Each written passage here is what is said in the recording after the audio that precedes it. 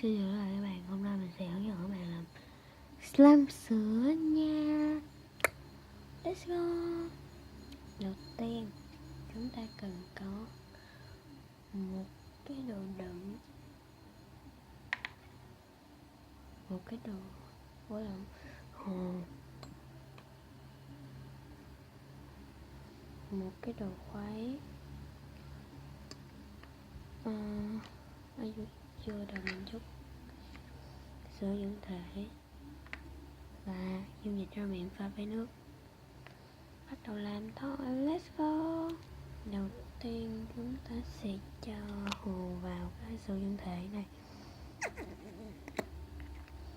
Nãy mình cũng có cho vô rồi. Sau đó chúng ta khuấy đều lên. Nếu các bạn xài sữa dưỡng thể lỏng thì các bạn phải không cần nước nha. Còn đặc thì các bạn phải cần nước. Tiếp theo đó chúng ta sẽ cho dung dịch rau miệng pha với nước vào.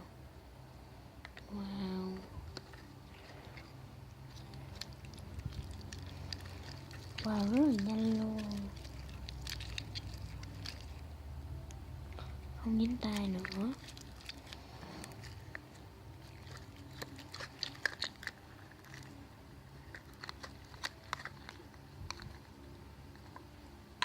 Xong rồi. Oh my god.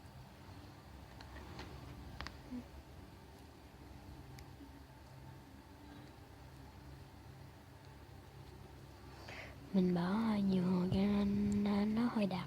Nó hơi cứng nha các bạn. Rất là mịn luôn. Ở ngoài rất là mịn luôn. Trong camera thì không thấy gì hết, chỉ thấy xăm sữa thôi.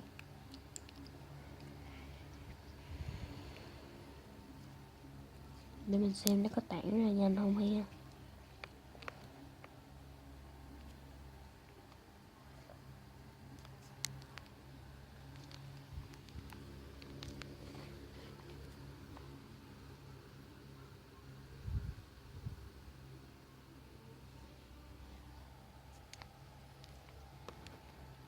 Nó không tản ra gì hết.